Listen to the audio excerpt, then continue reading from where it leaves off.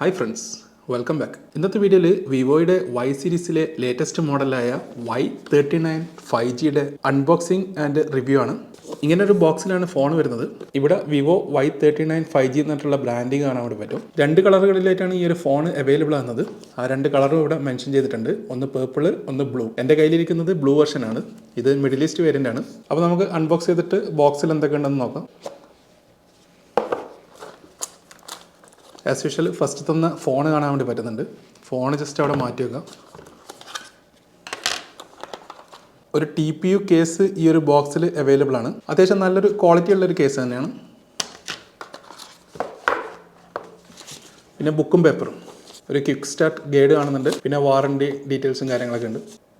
ഒരു 44 വാട്ടിൻ്റെ flash charge അഡാപ്റ്ററും കൂടെ ഈ ഒരു ബോക്സിൽ അവൈലബിൾ ആണ്. പിന്നെ type A to type C USB cable, പിന്നെ ഒരു സിം ഇജക്ടർ ടൂളും കൂടെ നമുക്ക് ഈ ഒരു ബോക്സിൽ കാണാൻ വേണ്ടി പറ്റുന്നുണ്ട്. ഇതൊക്കെയാണ് ബോക്സിലെ കണ്ടന്റ്. ബോക്സ് അവിടെ മാറ്റി വെക്കാം. എന്നിട്ട് മെയിൻ പാർട്ടായിട്ടുള്ള ഫോണിലേക്ക് വരാം. ഇതാണ് ഫോൺ. നമുക്കിതൊന്ന് പീൽ ചെയ്യാം.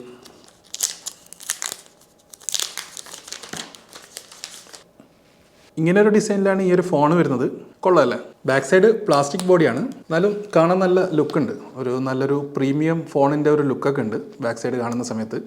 ഒരു ഡ്യുവൽ ടോൺ കളറിലാണ് നമുക്ക് കാണാൻ വേണ്ടി പറ്റുന്നത്. ഇത് ബ്ലൂ കളറാണ്, എന്നാലും ഒരു ഡ്യുവൽ ടോൺ, ഒരു വൈറ്റും കൂടെ നമുക്കതിൽ മിക്സഡ് ആയിട്ട് വരുന്നതായിട്ട് കാണാൻ വേണ്ടി പറ്റും. ഡിസൈൻ കൊള്ളാം. ഈ ഒരു പ്രൈസ് റേഞ്ചിൽ എന്ത് തന്നെയാലും നല്ലൊരു പ്രീമിയം ലുക്ക് തന്നെ ഈ ഒരു ഫോൺ തരുന്നുണ്ട്. ഇനി ക്യാമറയുടെ കാര്യം നോക്കുകയാണെങ്കിൽ ഡ്യുവൽ ക്യാമറ സിസ്റ്റമാണ് ഈ ഒരു ഫോണിൽ അവൈലബിൾ ആയിട്ടുള്ളത്. 50 മെഗാ പിക്സലിൻ്റെ ഒരു മെയിൻ ക്യാമറയും 2 മെഗാ പിക്സലിൻ്റെ ഒരു ഡെപ്ത് ക്യാമറയാണ് റിയർ ക്യാമറയായിട്ട് കൊടുത്തിരിക്കുന്നത്.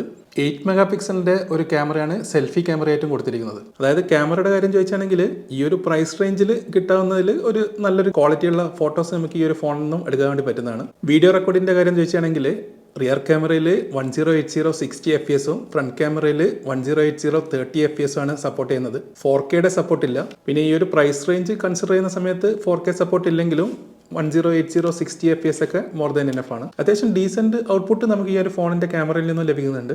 മുകളിലായിട്ട് നമുക്കൊരു മൈക്ക് കാണാൻ വേണ്ടി പറ്റുന്നുണ്ട്.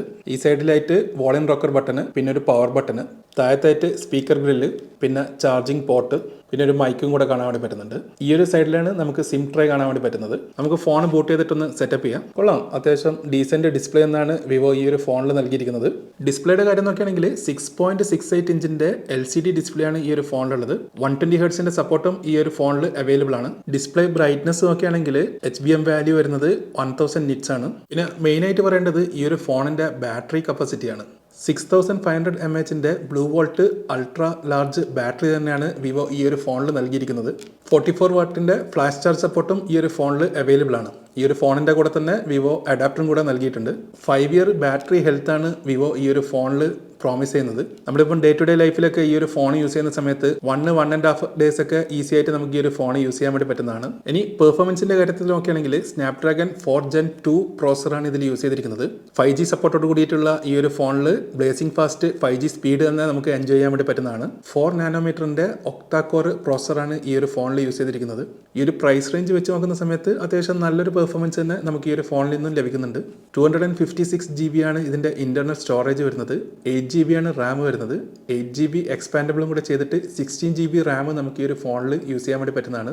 സോഫ്റ്റ്വെയറിൻ്റെ കാര്യം നോക്കുകയാണെങ്കിൽ Android 15 based fun touch OS 15 ആണ്. എൻ്റെ കയ്യിലിരിക്കുന്നത് മിഡിൽ ഈസ്റ്റ് വേരിയൻ്റ് ആണ്. 2 കളറുകളിലായിട്ടാണ് ഈ ഒരു ഫോൺ അവൈലബിൾ ആകുന്നത്. ഇത് ബ്ലൂ കളറാണ്. ഇതിൻ്റെ തന്നെ ഒരു പർപ്പിൾ കളർ ഫോണും കൂടെ അവൈലബിൾ ആണ്. ഈ ഒരു ഫോണിൻ്റെ വെയിറ്റ് വരുന്നത് 206 gram ആണ്. ഒരു side mounted capacitive fingerprint സെൻസറാണ് ഈ ഒരു ഫോണിലുള്ളത്. അത്യാവശ്യം ഫാസ്റ്റ് ആയിട്ടുന്ന ഫോൺ അൺലോക്ക് ആകുന്നുണ്ട്.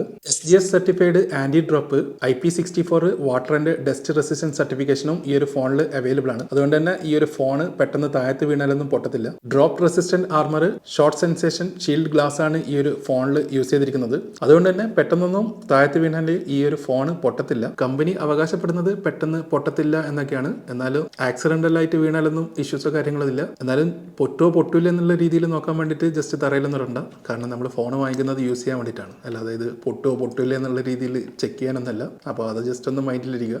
ഇനി ഓഡിയോയുടെ കാര്യം നോക്കുകയാണെങ്കിൽ ഡ്യുവൽ സ്റ്റീരിയോ സ്പീക്കറാണ് ഈ ഒരു ഫോണിൽ വിവോ നൽകിയിരിക്കുന്നത്. അത്യാവശ്യം നല്ലൊരു ഓഡിയോ ഔട്ട്പുട്ട് നമുക്ക് ഈ ഒരു ഫോണിൽ നിന്ന് ലഭിക്കുന്നുണ്ട്. അതുമാത്രമല്ല 400% വരെ വോളിയം ബൂസ്റ്റ് ചെയ്തിട്ട് നമുക്ക് ഈ ഒരു ഫോണിൽ യൂസ് ചെയ്യാൻ വേണ്ടി പറ്റുന്നതാണ്. ആർട്ടിഫിഷ്യൽ ഇന്റലിജൻസിന്റെ കാര്യം നോക്കുകയാണെങ്കിൽ AI ഇമേജിംഗിൽ AI errors, live photo, AI photo enhance പോലുള്ള AI ഫീച്ചറുകൾ ഈ ഒരു ഫോണിൽ അവൈലബിൾ ആണ്.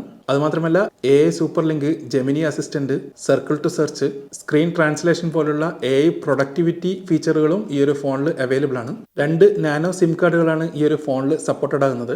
5G സപ്പോർട്ട് ഈ ഒരു ഫോണിൽ അവൈലബിൾ ആണ്. വൈഫൈയിൽ 2.4 ഹെർട്സും 5 ഹെർട്സും സപ്പോർട്ടഡ് ആണ്. ബ്ലൂടൂത്ത് 5.1 ആണ് ഇതിൽ അവൈലബിൾ ആയിട്ടുള്ളത്. USB-യുടെ കാര്യം നോക്കുകയാണെങ്കിൽ USB 2.0 ആണ്. NFC സപ്പോർട്ടും ഈ ഒരു ഫോണിൽ അവൈലബിൾ ആണ്. അതുകൊണ്ട് തന്നെ നമുക്കിപ്പം ടാപ്പ് ടു പേ കാര്യങ്ങൾക്കൊക്കെ ഈ ഒരു ഫോൺ യൂസ് ചെയ്യാൻ വേണ്ടി പറ്റുന്നതാണ്. എൻ്റെ കയ്യിലിരിക്കുന്നത് മിഡിൽ ഈസ്റ്റ് വേരിയന്റ് ആണ്. ഈ ഒരു ഫോണിന്റെ ദുബായിലെ പ്രൈസ് വരുന്നത് 799 ദിറംസ് ആണ്. കൺക്ലൂഡ് ചെയ്താണെങ്കിൽ ഈ ഒരു ഫോൺ ആർക്ക് വാങ്ങാന്നുള്ള രീതിയിൽ ചോദിക്കുകയാണെങ്കിൽ, നിങ്ങളിപ്പോൾ ഒരു ബഡ്ജറ്റ് ഓറിയൻറ്റഡ് ആയിട്ടുള്ള ഒരു ഫോൺ നോക്കുന്നു, 5G സപ്പോർട്ടോട് കൂടിയിട്ടുള്ള, അത്യാവശ്യം ഡേ ടു ഡേ ലൈഫിൽ നല്ല ബാറ്ററി ബാക്കപ്പ് ഉള്ള, മോശമില്ലാത്ത പെർഫോമൻസ് വരുന്ന ഒരു പ്രോസസറോട് കൂടിയിട്ടുള്ള, ഒരു നല്ല ഡിസൈനോട് കൂടിയിട്ടുള്ള ഒരു ഫോൺ വാങ്ങാനുള്ള ഒരു പ്ലാൻ ഉണ്ടെങ്കിൽ നിങ്ങൾക്ക് എന്ത് തന്നെയാലും കൺസിഡർ ചെയ്യാൻ വേണ്ടി പറ്റുന്ന ഫോൺ തന്നെയാണ് വിവോയുടെ Y39 5G. ഈ ഒരു ഫോണിൻ്റെ അവൈലബിലിറ്റി വാങ്ങിക്കാനുള്ള ലിങ്കൊക്കെ ഞാൻ ഈ ഒരു വീഡിയോയുടെ ഡിസ്ക്രിപ്ഷനിൽ കൊടുക്കുന്നുണ്ട്. അപ്പോൾ ഈ ഒരു വീഡിയോ യൂസ്ഫുൾ ആയെന്ന് കരുതുന്നു. ഇതുപോലുള്ള കൂടുതൽ ടെക്നോളജി റിലേറ്റഡ് ആയിട്ടുള്ള വീഡിയോസിന് വേണ്ടിയിട്ട് ഈ ചാനൽ ജസ്റ്റ് ഒന്ന് സബ്സ്ക്രൈബ് ചെയ്തോളൂ. Thank you.